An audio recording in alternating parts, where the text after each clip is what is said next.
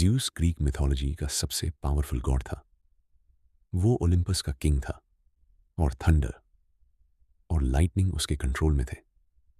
बाकी गॉड्स उसकी अथॉरिटी को मानते थे और ह्यूमंस उससे डरते भी थे और पूजते भी थे।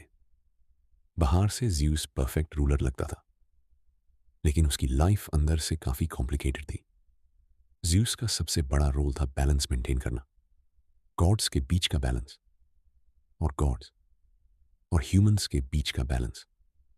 ओलिम्पस सिर्फ एक पैलेस नहीं था, वो एक फैमिली थी।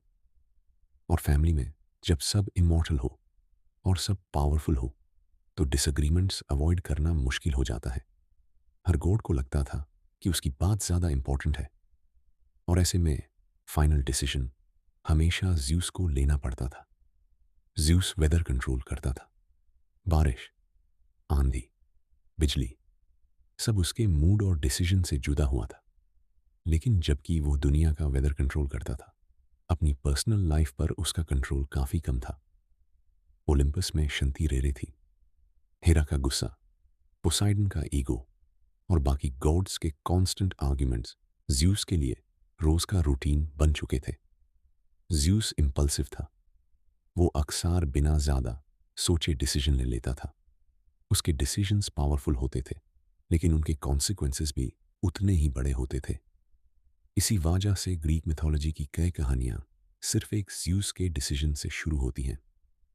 एक फैसला और फिर चेन रिएक्शन, गॉड्स नाराज, ह्यूमंस सफर करते हुए और दुनिया में केओस। लोग ज़्यूस को सुप्रीम अथॉरिटी के रूप में देखते थे। उसे सवाल नहीं पूछते थे, बस उसके जवाब का इंतजार करते थे। लेकिन इतनी अथॉरिटी के साथ लोनलीनेस भी आती है।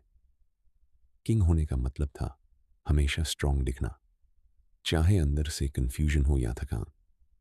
ज़्यूस अपनी पोजीशन की वजह से कभी रिलैक्स नहीं कर पाता था। उसका लाइटनिंग बोल्ट सिर्फ एक वेपन नहीं था, वो उसके गुस्से का सिंबल था और उस कंट्रोल का भी, जो कभी कभी उसके हाथ से निकाल जाता था। जब ज़्यूस कंट्रोल खो देता था तो डिस्ट्रक्शन होता था। सिटीज डिस्ट्रॉय होती थी, स्टॉर्म्स आते थे और लोग समझ जाते थे कि गॉड का मूड खराब है। इसलिए ग्रीक मिथ्स में लाइटनिंग बार बार दिखाई देती है, पीस कम होता है और कॉन्फ्लिक्ट ज्यादा। ज़्यूस पावरफुल था, लेकिन रेस्टलेस भी। उसके पास सब कुछ था, फिर भी सेटिस्फैक्शन नहीं थी। हर प्रॉब्लम का सॉल्यूशन उससे ही देना होता था और हर गलती का बोझ भी उसी पर आता था। ज़्यूस परफेक्ट गॉड नहीं था, वो हमन फ्लॉज के साथ एक गॉड था।